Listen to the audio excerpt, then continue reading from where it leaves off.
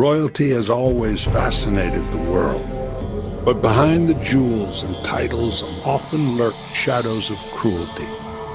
Welcome to Wicked Crowns, where we uncover the most ruthless rulers in history.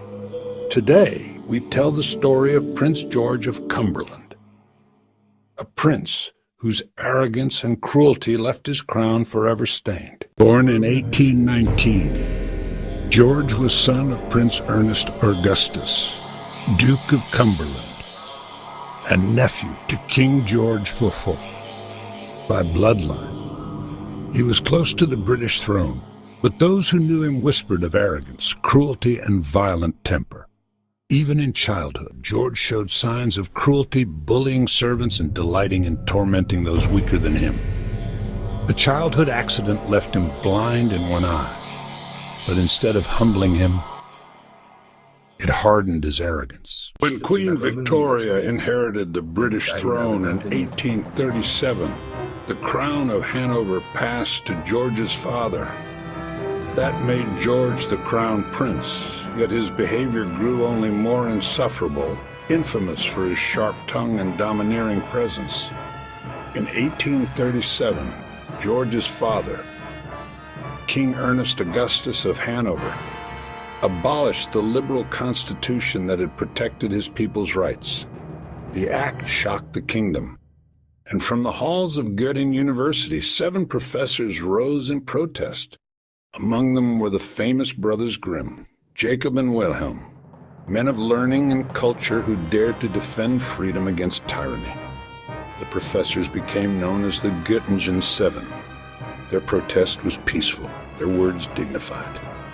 But Crown Prince George saw their defiance as an unforgivable insult to royal authority. He urged his father to crush them without mercy. And so it was done. The professors were dismissed from their posts, stripped of their pensions, and ordered into exile. Families were left without income, students without mentors, and a kingdom without its brightest minds. All because George believed obedience mattered more than justice. Witnesses recalled George mocking the professors as insolent dreamers who mistake rebellion for scholarship. His cruelty was not just in the punishment itself, but in his arrogance, his need to humiliate those who dared to oppose him. The Göttingen Seven were banished, but their defiance lived on as a symbol of courage against tyranny. In 1851, George became King of Hanover, but his reign reflected his character, rigid, arrogant, and hostile. In 1866, Hanover fell to Prussia, ending his reign in humiliation. George fled into exile, stripped of his kingdom. Prince George reminds us that noble blood cannot mask a cruel heart. His arrogance and cruelty alienated his people, destroyed his dynasty, and left him remembered not as a great king, but as a tyrant. And that is why he sits among history's wicked crowns. Thank you for watching.